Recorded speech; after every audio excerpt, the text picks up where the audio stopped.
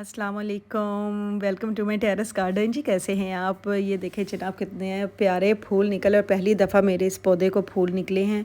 और ये देखें ये अमरेलस का पौधा कितना हरा भरा था, ये इसके फूल थे और अब देखें इनके फूलों की हालत।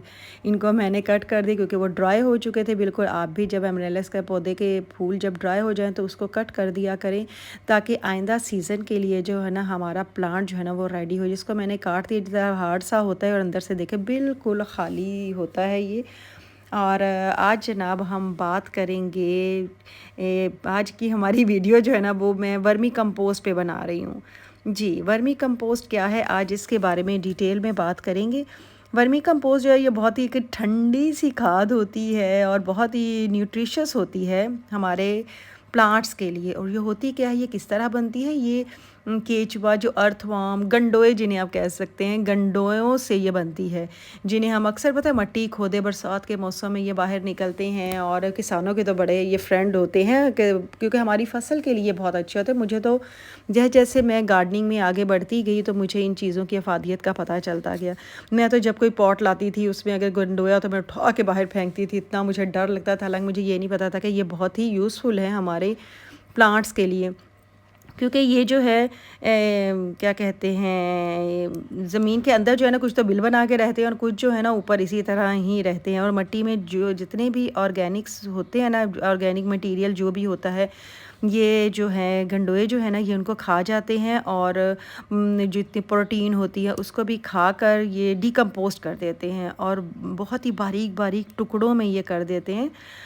और ये केचुआ जो है जो फिर ये वेस्ट निकालता है ना, उसको फिर हम कहते हैं वर्मी कंपोस्ट। तो ये उससे इसीलिए मैंने ग्लव पहन लिए हैं। मैंने कहा हाय हाय हाय, मुझे पता था तो मैंने इसलिए ग्लव्स पहन के तो मैं आप लोगों को जो है दिखा रही हूँ। इसके भुरभुरी सी ये होती है और बहुत ही वेल ड्रेन्ड जो होती है ना सॉइल होती है हमारे प्लांट के लिए। बहुत जल्दी प्लांट में ये डाइजेस्ट हो जाती है क्योंकि डीकम्पोज तो ये ऑलरेडी हुई होती है। जैसे काउ डंक है ना, काउ डंक जो है ना गोबर की खाद से बनती है। उसको जब हम ज़मीन में डालते हैं ना, पौधे में डालते हैं, तो उसको कुछ टाइम लगता है डीकम्पोज्ड होने में, फिर पौधे को फ़ायदा मिलता है। और ये जो वर्मी कंपोस्ट है ये ऑलरेडी जो है डीकम्पोज्ड हुई होती है, पौधों ने इसको डीकम्पोज्ड करके जो है वो इसका वेस्ट निकाला होता है। तो इसलिए ये फ़ौरन असर करती है और इसका असर जो है ना वो बहुत देर तक हमारे प्लांट में रहता है। ये हमें और काफ़ी देर निकल जाती है, तो कह लें कि 3-4 महीने बाद आप ये इसके वर्मी कंपोस्ट का इस्तेमाल करें। लेकिन अगर आप काऊ डंक वगैरह जो है वो आप डालेंगे तो काऊ डंक जो है आपको 15 दिन बाद, महीने 2 महीने बाद आपको डालनी ही पड़ती है। थोड़ी मिकदार, गमलों में तो इतनी ज़्यादा ज़रूरत नहीं पड़ती। मैं तो साल में कह लें कि 2 दफ़ा जो है मैं डालती हूँ, अदरवाइज़ मैं इतना नहीं। एक दफ़ा जब मैंने प्लांट में डाल दिया तो फिर इस तरह कभी वर्मी कंपोस्ट डाल दी, कभी लिक्विड खाद कोई है वो यूज़ कर ली, तो इस तरह यूज़ करती हूँ। एनीवेज़ इसमें मैं आपको बता दूँ कि ये हमारी रूट्स के लिए बहुत अच्छी होती है वर्मी कंपोस्ट। और रूट्स बहुत अच्छी इससे डेवलप होती हैं, फूल पत्ते बहुत ही प्यारे इससे निकलते हैं। इसमें बहुत से एंजाइम्स, इसमें कुछ एंजाइम्स होते हैं, हार्मोन्स भी होते हैं और न्यूट्रिएंट जो होता है वो बहुत ज़्यादा होते हैं, जैसे सोडियम, मैग्नीशियम, पोटाशियम, जो कि हमारे प्लांट्स के लिए ना बहुत ही ज़बरदस्त होते हैं। तो ये और क्या कहते हैं, ये वर्मी कंपोस्ट जो है ना ये बैड बैक्टीरिया को ख़त्म करता है और गुड बैक्टीरिया जो होता है ना उसको बढ़ाता है, उसको हेल्दी और कर देता है। इससे हमारा प्लांट जो है ना वो बहुत ही हेल्दी रहता है। अब बताती हूँ कि इसको यूज़ कैसे करना है। इसके लिए आपको अपने प्लांट की, अपने गमले की जो है ना पॉट की, उसकी थोड़ी सी गुडाई करनी होती है ताकि थोड़ी सी मिट्टी नरम हो जाए, सॉफ्ट हो जाए। और फिर उसके बाद हम उसमें जो है वर्मी कंपोस्ट जो है ना उसको ऐड कर देते हैं। वर्मी कंपोस्ट आपने अपने पॉट के अकॉर्डिंग जो है ना उसको उसमें डालना है, उस लिहाज से। इसकी गुडाई करने के बाद इसमें हम जो है, मैंने ये मनी प्लांट जब से मैंने लिया है ना तब से मैंने इसकी, मुझे लगता है, गुडाई नहीं हुई और ना ही मैंने इसमें किसी किस्म की भी फर्टिलाइज़र यूज़ की है। और जिसका नतीजा ये निकला है कि इसके पत्ते बहुत ही कम शुरू, क्योंकि आहिस्ता आहिस्ता जो प्लांट में न्यूट्रिएंट होते हैं वो पानी देने के साथ साथ ना ख़त्म होते जाते हैं।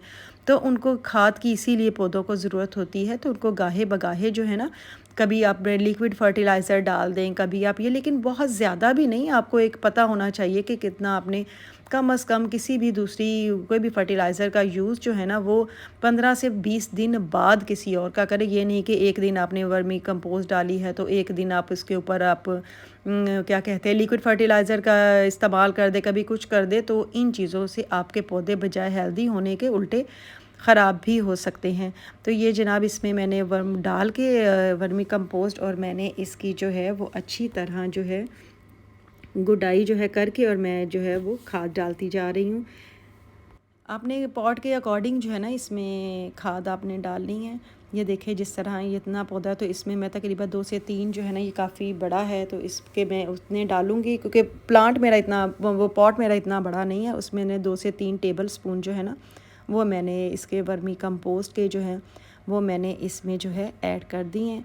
और आपने उस तरह पॉट के अकॉर्डिंग ही आपने देख ले 4 से 5 चम्मच भी, आप ज़्यादा भी थोड़ा डाल सकते हैं लेकिन बहुत ज़्यादा नहीं है।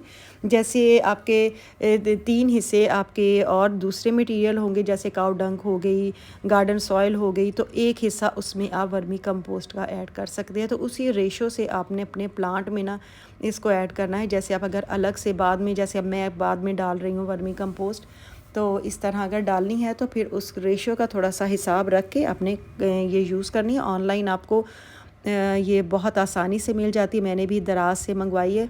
जो पाकिस्तान में रहने वाले हैं मेरे गार्डनिंग वाले फ्रेंड्स जो हैं उनके लिए है कि दराज से आपको आराम से मिल जाएगी, और किसी भी ज़रूरी जो शॉप होती हैं वहाँ से भी आपको आराम से जो है ये वर्मी कंपोस्ट मिल जाएगी। ये देखते रहेंगे ना मेरी वीडियोस, तो आपको बहुत कुछ इस तरह की चीज़ें जो है ना वो नज़र आएंगी, जिससे हमारे पौधे जो है ना वो हेल्दी हो जाएंगे। हाँ जी, इस खाद को ना मैंने अपनी वेजिटेबल्स पे भी यूज़ करने लगी हूँ। ये हरी मिर्चें लगी हुई हैं, और मिट्टी जो है मैंने ख़ुद थोड़ी सी ड्राई की है ताकि थोड़ी सी ड्राई हो जाए, और मुझे गुडाई जो है मैं इजीली करके, और मैं खाद जब मिक्स करूँगी तो फिर उसके बाद उसको पानी दूँगी। तो उसमें मैंने वर्मी कंपोस्ट ऐड कर दिया, और अब मैंने इन पौधों को जो है भर के जो है वो पानी दे दूँगी, ताकि मैं चाहती हूँ कि एंड तक इसके न्यूट्रिएंट जो है ना वो हमारी मिट्टी को जो है, हमारे पॉट को जो है, हमारे प्लांट को जो है ना वो, और अब हमारे पौधे जो है ना वो खुश रहें। ये बहुत कह लें कि वो ठंडी होके तैयार हुई थी, क्योंकि ज़ाहिर है इन्हें कि वो क्या कहते हैं गंडोइंग की जो है वो वेस्ट से बनती है, तो वो ऑलरेडी कह लें कि वो ठंडी होके निकलती है, डिकम्पोज हो चुकी होती है, तो इसलिए। और थोड़े हमारे प्लांट इसलिए वेल ड्रेन रहते हैं, जैसे कि आपने इसका टेक्सचर देखा है कि बड़ा उस तरह भुरभुरी सी ये होती है, और हमारे प्लांट को भी, हमारे जो पॉट की जो मिट्टी है ना, सॉइल है ना, उसको भी बड़ा कि भुरभुरा सा रखती है। गुडाई करने में भी आपको आसानी हो जाती है। इसलिए कोशिश किया करें कि जब भी रीपॉट करें या नया पौधा लगाएं तो उसमें वर्मी कंपोस्ट का रेशो जो है ना 1% जो है ना वो आप वर्मी कंपोस्ट ज़रूर, एक हिस्सा जो है आप वर्मी कंपोस्ट ज़रूर ऐड करें।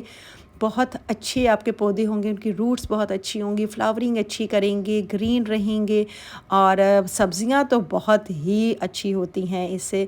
और मैंने जो है चूँकि डाली नहीं थी, मेरी ख़त्म हुई थी जब मैंने ये लगाए थे, तो अब मैंने मंगवाई है दराज से, तो अब मैं फिर इनमें जो है प्लांट्स में जो है मैं ऐड कर रही हूँ जिनमें ज़रूरत थी इनकी।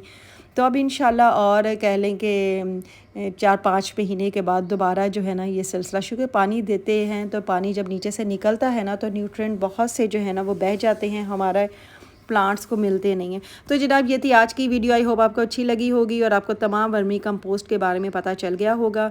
तो मुझे इजाज़त दें, मेरे चैनल पे जो नहीं है वो सब्सक्राइब कर लें, बहुत कुछ मिलने वाला है मेरे चैनल पे गार्डनिंग से रिलेटेड। तो चलिए जनाब, सबको ईद मुबारक, क्योंकि ईद भी आने वाली है, और अपनी दुआओं में याद रखिएगा। अल्लाह हाफ़िज़।